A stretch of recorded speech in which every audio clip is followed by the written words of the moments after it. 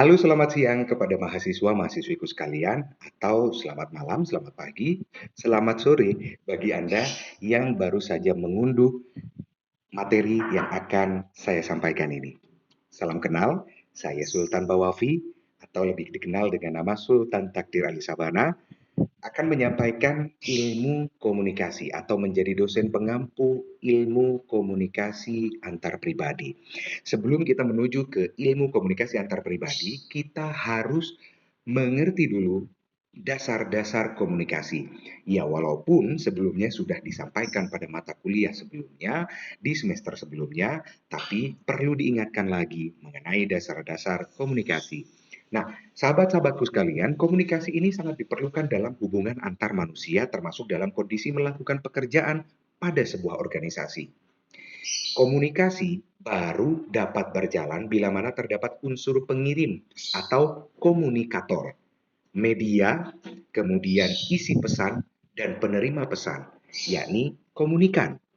Banyak yang sering terjadi penyimpangan, ya, banyak dan sering terjadi penyimpangan atau deviasi dalam penerimaan atau pesan atau message yang dikirimkan oleh si komunikator dan diterima oleh si penerima pesan atau komunikan, karena ada banyak hal yang tidak memenuhi unsur-unsur penyampaian media kemudian pesan.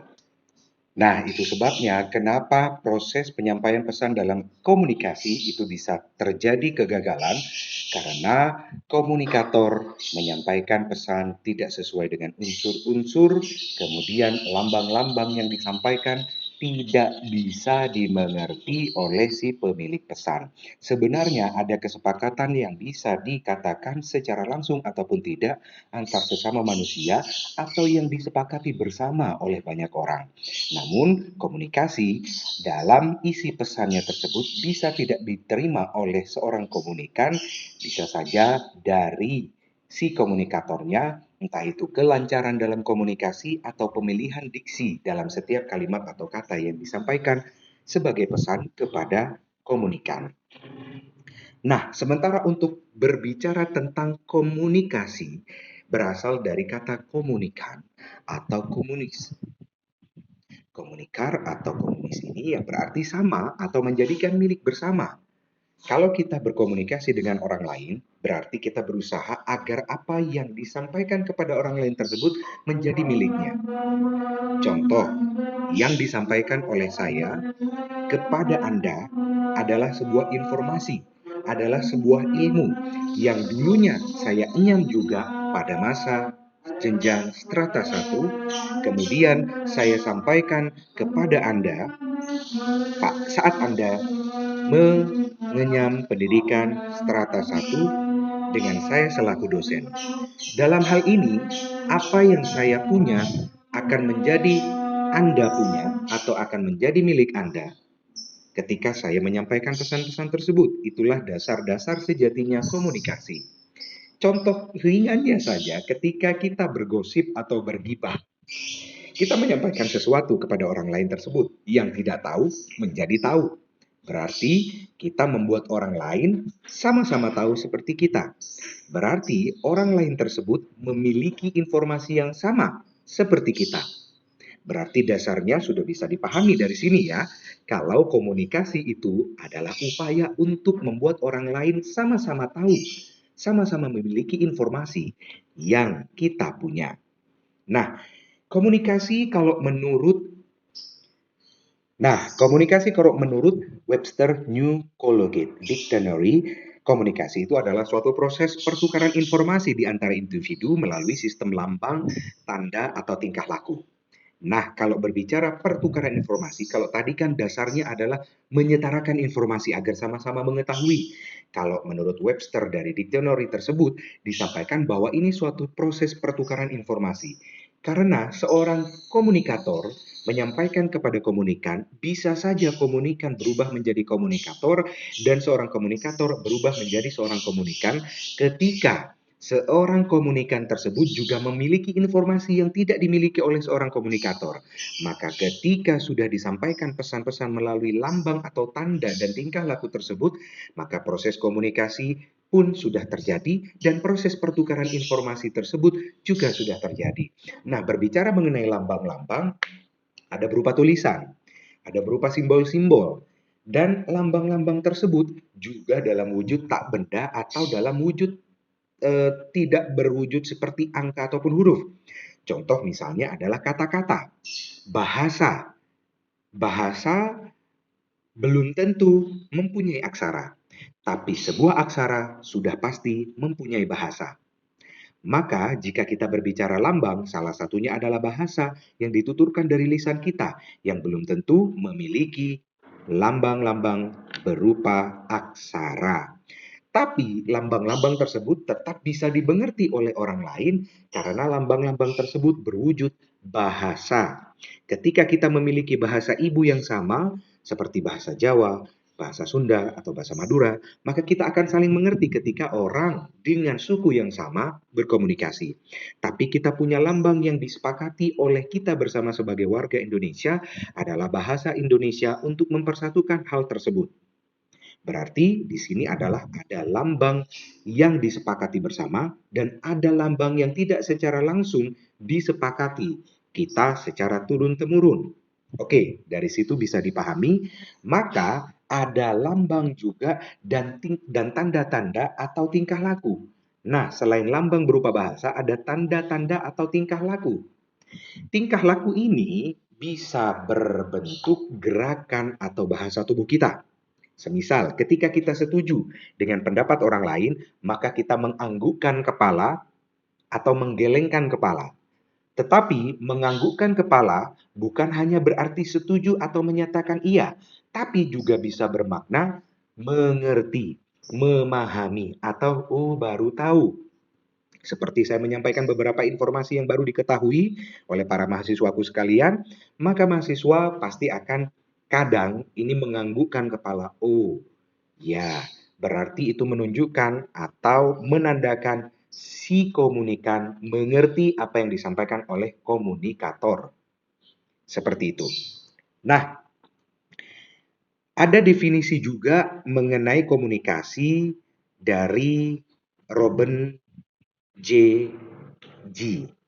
Komunikasi adalah kegiatan perilaku atau kegiatan menyampaikan pesan atau informasi yang tentang pikiran atau perasaan.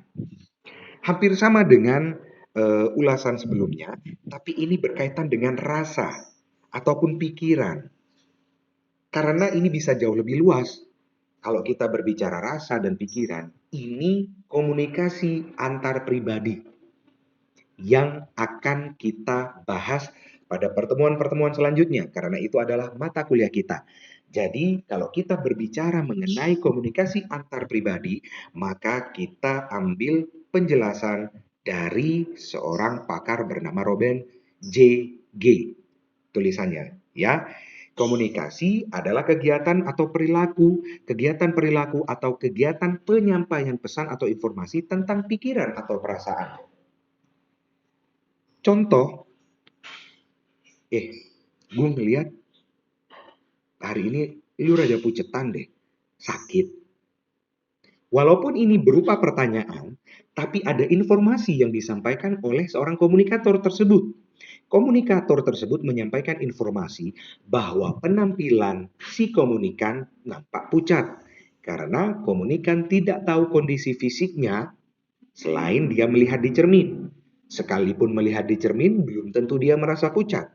Namun orang lain juga bisa merasakan dan melihat sosok dari si komunikan tersebut ketika memang ada perubahan yang kurang baik. Maka dari itu, si komunikator menyampaikan apa yang dia lihat berbasis pada dua hal. Perasaan adalah yang dia rasakan melihat seseorang dengan penampilan lusuh dan pucat bermakna kemungkinan dia sakit. Karena dia berpikir, oh jangan-jangan ini sakit. Itulah teori yang disampaikan oleh Robin J. G. ini berhasil atau terjadi. Karena penyampaian tersebut, pesannya atau informasi itu berupa tentang pikiran atau perasaan. Seperti itu bisa dipahami ya. Kemudian kita berbicara mengenai Eh, ini dari seorang ahli bernama Barn. Tulisannya Baron Lund. Menurut penjelasan dia, komunikasi itu timbul didorong oleh kebutuhan-kebutuhan untuk mengurangi rasa ketidakpastian, bertindak secara efektif, mempertahankan atau memperkuat ego. Nah, yang pertama adalah mengurangi rasa ketidakpastian. Ketika kita penasaran, pasti kita akan mencari informasi, memulai pertanyaan. Maka di situ kita menjadi komunikan yang membutuhkan informasi dan mencari seorang komunikator. Maka ketidakpastian itu dikurangi dengan cara bertanya kepada komunikator. Ingat, proses komunikasi tidak hanya terjadi atau diawali oleh seorang komunikator, tapi bisa diawali oleh seorang komunikan dengan berupa pertanyaan seperti teori yang disampaikan oleh Barnland ini tadi. Contohnya, kamu tahu nggak si Ari kemana kok nggak masuk kerja hari ini? Komunikan bertanya kepada komunikator. Komunikator menjawab, oh dia lagi kecelakaan tadi. Atau, oh gue nggak tahu. Sekalipun yang dijawab adalah jawaban tidak mengetahui, dia tetap sebagai seorang komunikator karena tetap menyampaikan informasi bahwa dia tidak tahu. Oke, bisa diambil kesimpulan di situ. Kita beralih pada bertindak secara efektif. Seperti teori yang disampaikan oleh Barnum itu tadi, bertindak secara efektif bisa berupa seorang komunikan akan mencari informasi pada beberapa orang. Ketika orang lain tidak mengetahui, maka akan mencari informasi pada orang lain.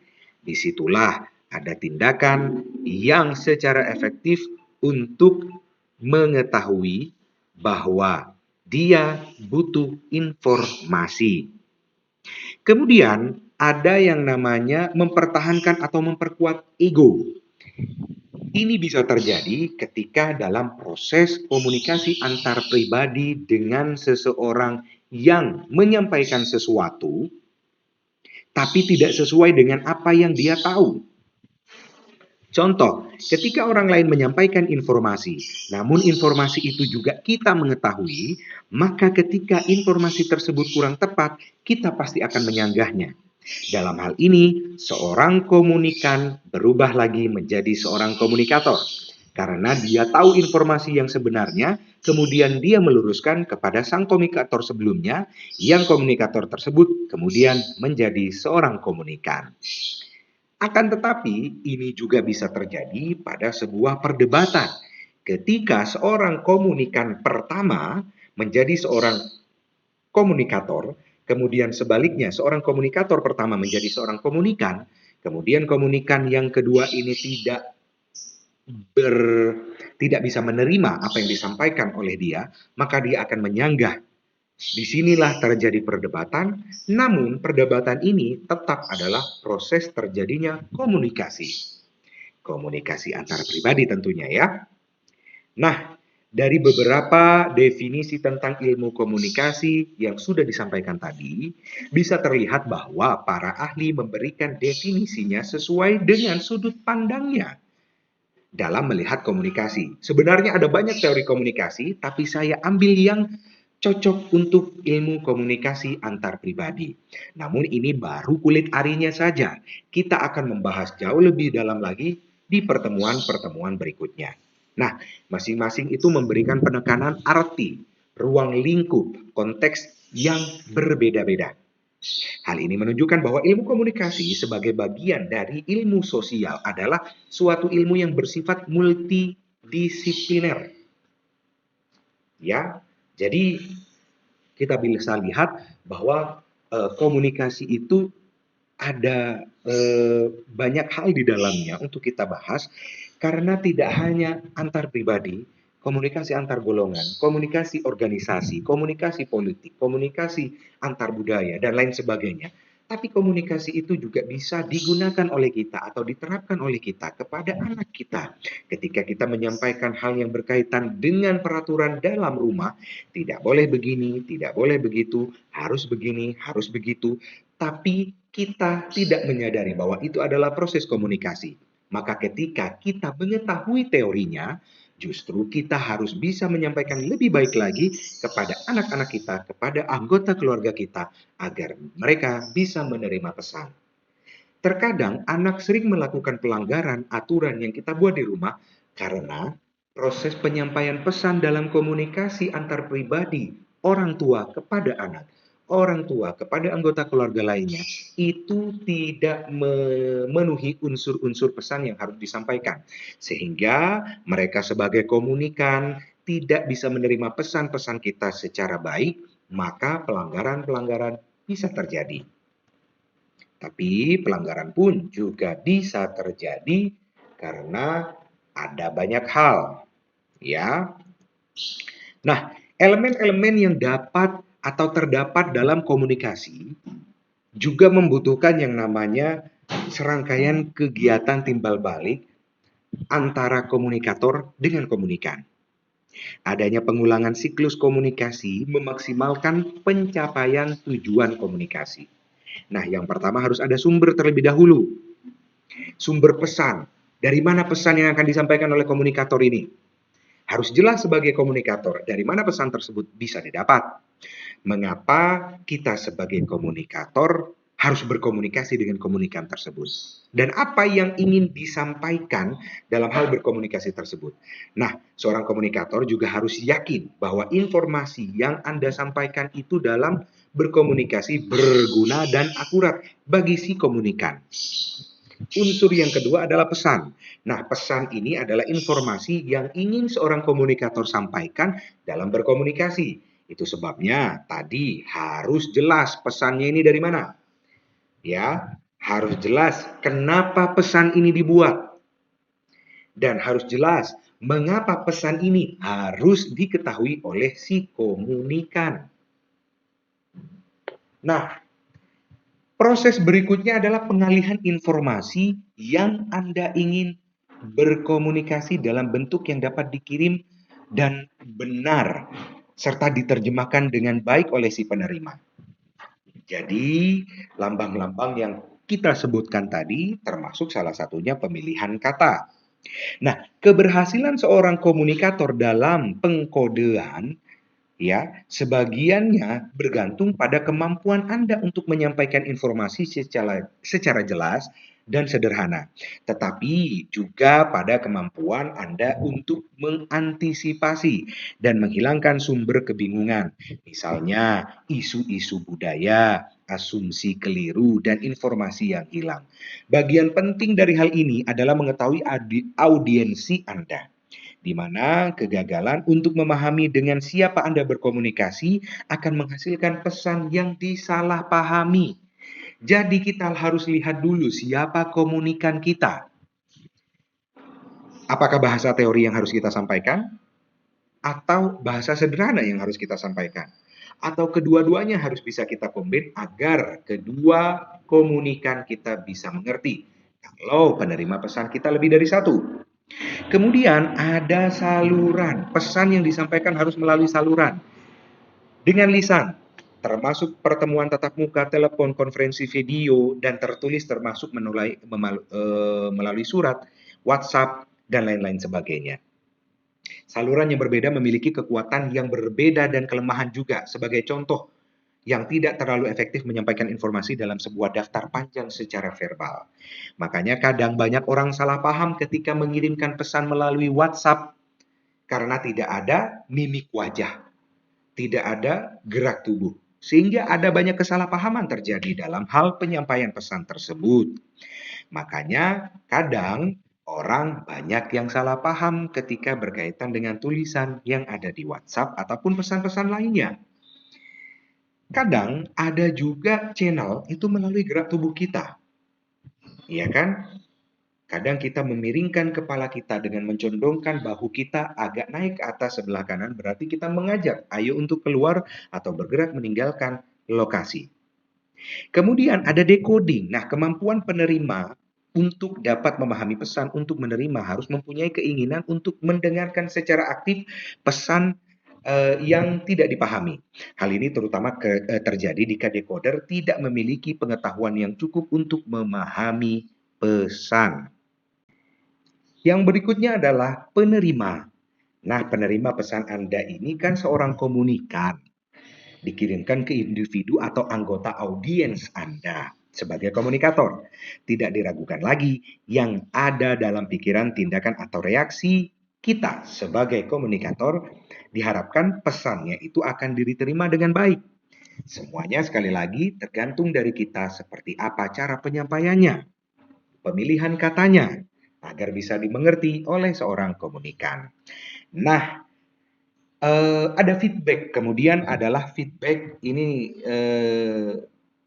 timbal balik dari apa yang disampaikan oleh audiensi kita.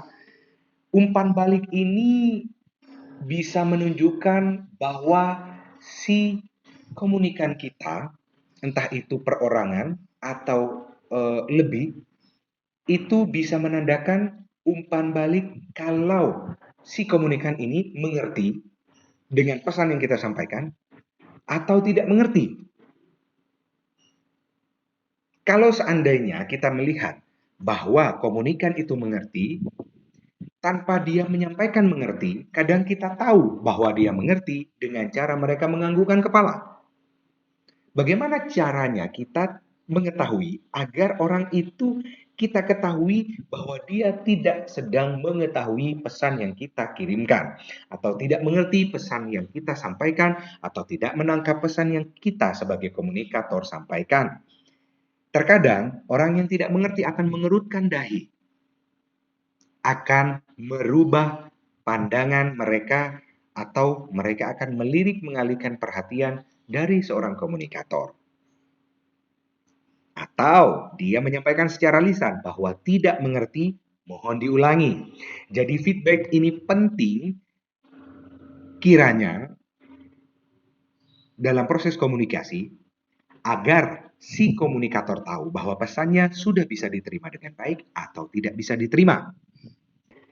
Nah, jika kita berbicara tentang komunikasi, itu ada dua macam. Yang pertama adalah verbal dan non-verbal.